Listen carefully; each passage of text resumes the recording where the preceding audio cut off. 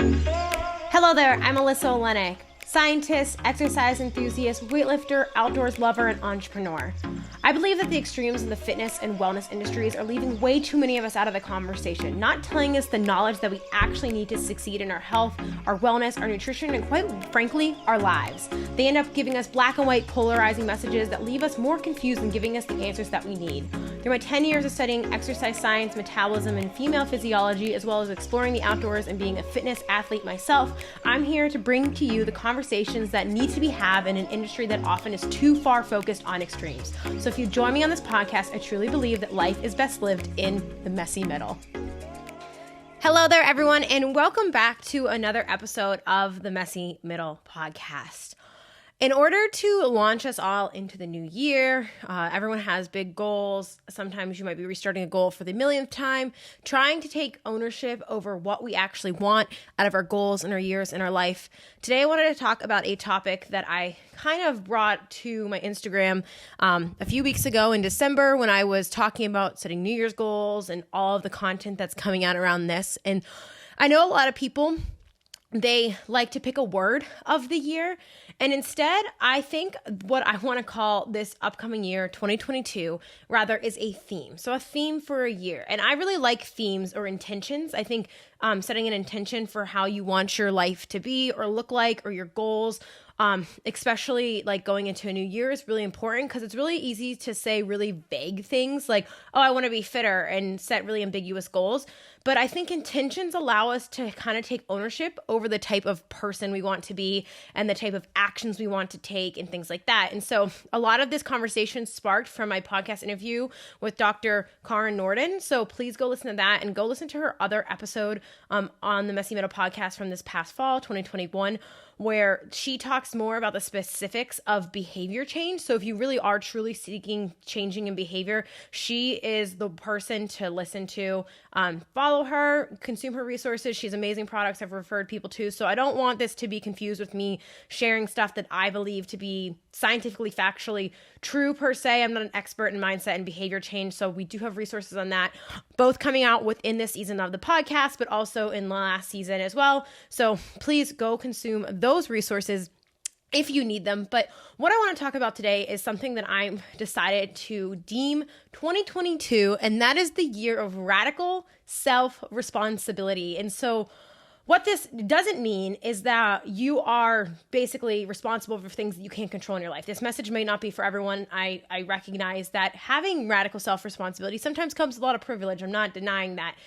So if this message isn't for you, that's okay. Not every message can be for every person, but there are a lot of people who have a lot of resources available to them, or have these goals that they keep failing, and it really just feels like they're getting in their own way. And so that's why I referenced those other episodes on true behavior change and how to approach those in a more nonsensical way. So please go listen to those if you have these things that you are trying to cultivate. But I want to call this the year of radical self-responsibility because I like the idea of taking ownership over our choices. And so this means not necessarily pushing hard or always grinding or going. I think when we think of like radical self-responsibility or, extreme ownership was very popularized through Jocko's, and I know not everyone likes Jocko, but it's kind of similar along the lines of that. But it's really just taking your own responsibility for your choices and actions and what you want, and also factors in how that affects people around you, the own outcomes in your life, or when things are just kind of your fault and you need to get out of your own way. And so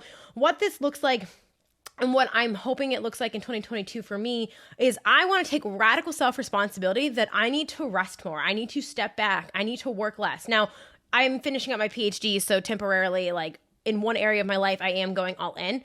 But in my business and my personal stuff, like I truly need to take a step back. So I really want to emphasize that this isn't necessarily buying into this like grind till you die type culture, overworking yourself, working more than necessary. I'm not suggesting that at all. I'm saying that with radical self-responsibility, it's saying this is the goal that I have and I want to execute this, and I'm going to make a plan. I'm going to take ownership of your goals rather than it being something floating around like, oh yeah, one day I'd like to run a half marathon, saying I'm going to run a half marathon this year.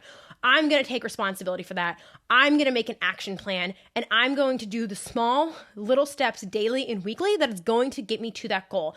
And then when you take this radical self-responsibility, that means that when it comes to those those days where you're like, I don't really feel like it. It's cold.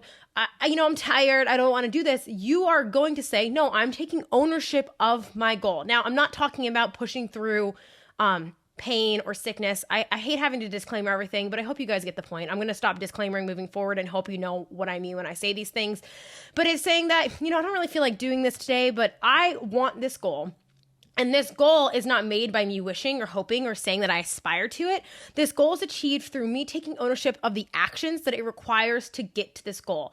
And taking that self-responsibility and taking ownership and pride in your goals, I believe really probably helps us show up a lot more, right? It matters to us a lot more rather than just being something that we're not attaching to. And I think it's really easy for us to not emotionally attach ourselves or our egos to our goals, because then if we fail, well, then, it didn't really matter anyway. But when you show that you care and you take acceptance and you take ownership of the choices that you want to make and behaviors you want to make, it allows you to take more pride in them. And I think something that it also helps a lot of people do that they don't recognize is that feeling of guilt you feel when people like shame you around the goals that you're choosing. So if you have like a nutrition or fitness goal, this is really common.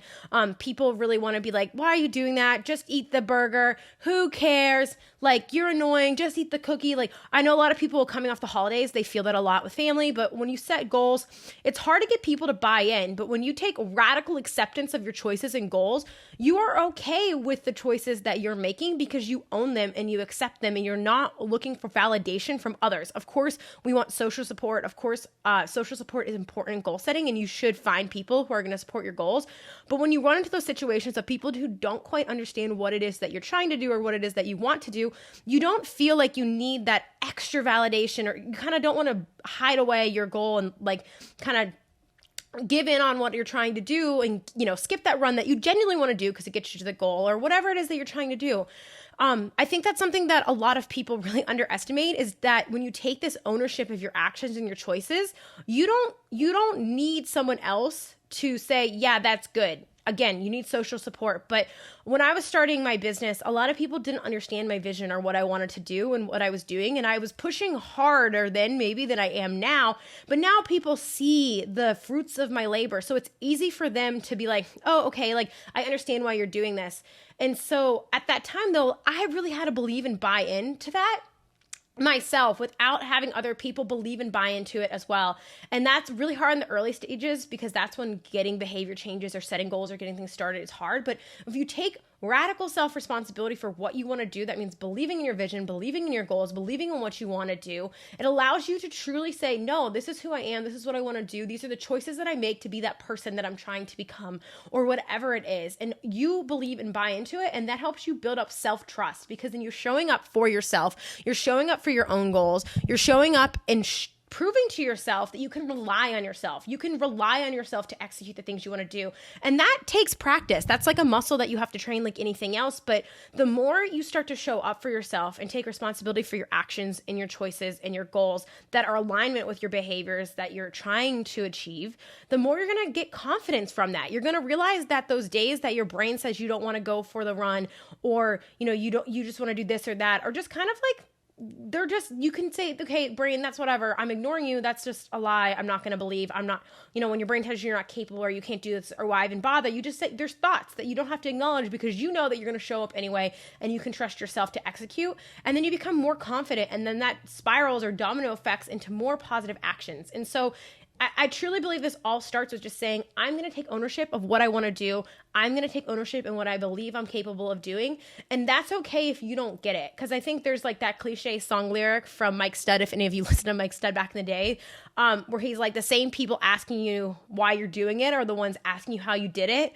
And it is very true. And I can say that as someone in my position. So you have to buy in and believe in what you're doing and take ownership of it. And that's also important for those of you who feel like, year after year, you just don't want to put in the work necessary to get the goals that you truly want to achieve. Now, I'm not saying you have to put in work or overexert yourself for things that you don't want to do. If you truly don't want to do something, then don't do it. But if you genuinely want to do something or be something or become something, and you have that idea, understanding that it is maybe a multi-year process, a multi-step thing, but taking ownership of that process, planning it out and realizing that it's not just planning it out and looking at it and saying, oh yeah, like you have to actually like make a plan and break it down into smaller chunks and figure out the small like daily choices or weekly or monthly that you have to do, and you have to take ownership of that, and you have to be okay with knowing that like it's going to get hard, you're going to fail, and owning that failure and accepting it as something that isn't necessarily a reflection of your incapabilities,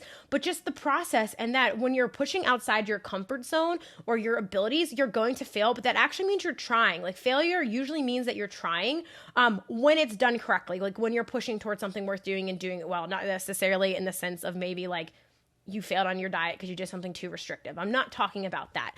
But when it comes to this also trickles into the rest of our life. So taking radical self-responsibility is also taking responsibility for like when you fuck up.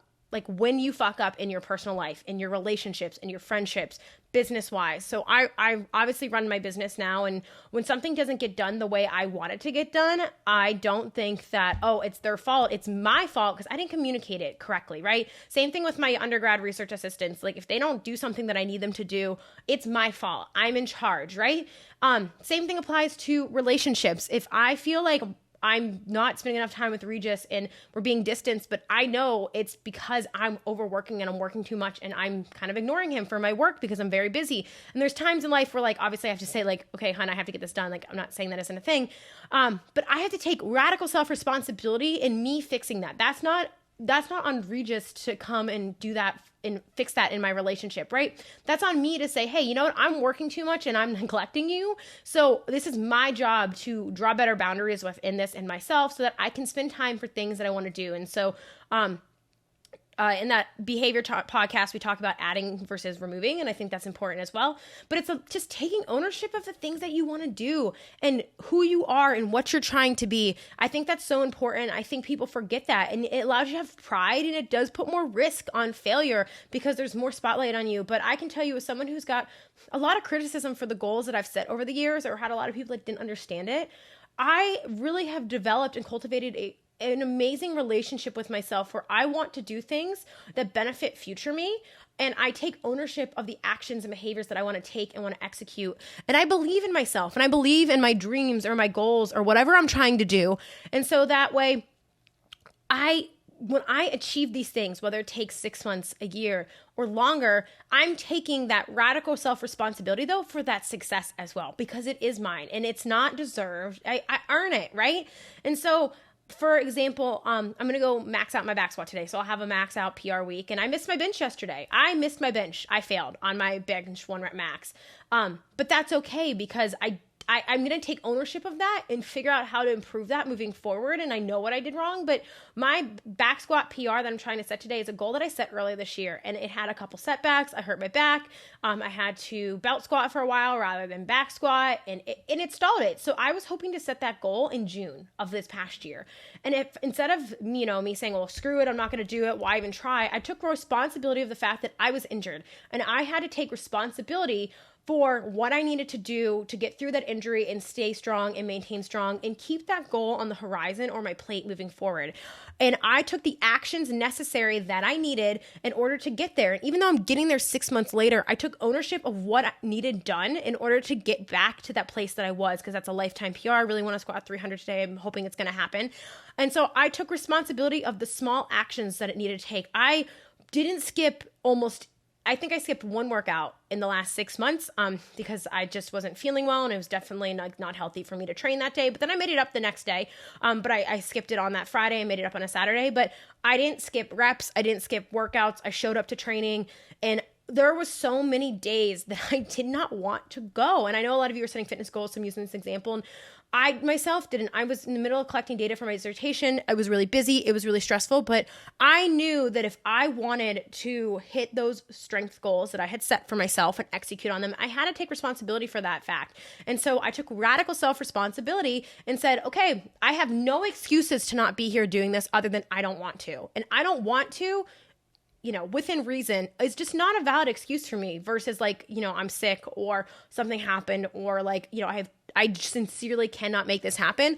A lot of the time I find with the fitness excuses, especially for me, it's just in my head. I don't want to, I'm not motivated. I don't feel like doing it, but I take responsibility for the fact that I have to go execute that training session. Cause that training session, yeah, one session may not make or break things, but if one session builds on another session, on another session, on another session, and that's how progress and adaptation and strength and those goals are made, just like they are with everything else in our life. So I'm hoping that this is helpful for you all. I think a lot of, there is goodness to the current narratives of being softer on yourself and more graceful and more compassionate, because it actually allows you to have more positive behavior change. I'm not saying we should all grit through and be hard asses. I'm not saying that. These things require a lot of self-grace, a lot of being compassionate to yourself, a lot of loving yourself, looking out for yourself, forgiving yourself, like giving a metric fuck ton of grace to yourself while you're executing these things. So I don't want you to think that I'm saying that you need to wake up and grind hard, but rather like giving yourself grace and figuring out the systems that you need to take and making those planning and just taking ownership of those actions, whether that's pushing harder or drawing back or working smarter or more efficiently, right? And knowing that you're going to fail and being prepared for that and giving yourself grace in those things and figuring out what you actually want from your actions and behaviors and being okay with that. And then, make sure you stop and audit yourself and realize when you're feeling better or you're actually making progress, or, when you want to kind of like self-destruct and go back to your natural, comfortable habits, what does that look like? So I hope this helps. I think that, while again, those narratives around being a little bit more compassionate are valid and they should be paired along these goals, I think sometimes we're getting over-excused to step away from hard work. And there's a lot of good things that come from hard work. There's a lot of merit in it. And there's a lot of happiness and joy. I can link in the notes, the book, The Sweet Spot, that I just read, which talks about this, but I'm also reading a couple other books now that, tie into like being overly passionate and also being more grounded and why burnout culture. So like all of these things are related to one another. It's not saying, you push to you can't do anymore and you burn out and you're unfulfilled, but rather finding that happy medium of taking ownership of your goals and your choices, taking the actions you need to get there, but making sure that, you're taking care of yourself in the process, but taking ownership of that also includes taking care of yourself. And I think people forget that a lot. So I hope this was helpful. I hope that you guys will join me in our year of radical self-responsibility for 2022, because it can apply to whatever you're trying to do. Again, if you're pushing harder, you're pulling back, working on giving yourself more grace, one big goal or a couple small ones, whatever that looks like, just taking ownership of that and taking pride in them and taking, that ownership of what it means to execute them and what that looks like for you and that long game, and being okay with failure and setbacks and not getting mad at yourself or going to what I call fuck it nation or, the extreme opposite of what you're trying to do, but being okay with moderate or pausing or messing up and, taking a breath and starting back over, but taking ownership of that along the way. So thank you so much for tuning in to the Messy Middle podcast. I'm really excited because these are going to be both on YouTube and on the pod moving forward, which I think will be a great way for you all to consume these things, keeping little mini chunks of stuff. If you like this, please rate, review, and subscribe on Apple. I think Spotify is also adding in a rating or reviewing thing. It helps me so much. If you listen to this podcast, you enjoyed it, or the video, please consider sharing with a friend. Please, share to your Instagram stories. Tag me, tag the Messy Middle podcast. I'm so excited for this new year. I have a feeling that hopefully after the last few, I don't know, I'm really hoping that 2022 can be a little bit better of a year. I've had a rough year and a half on my end. And I've, grinded through a lot more than I would want to, in order to be able to rest and reprieve a little bit more going into this next year. And I can feel that I need that pull.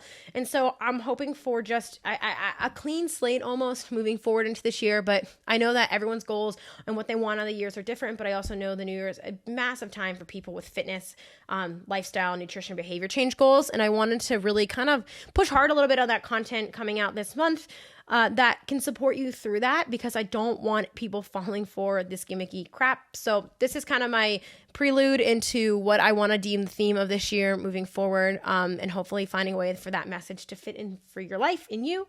And so again, if you enjoy this, rate, review, subscribe, share, tag. We appreciate it. And by we, I mean me and my team.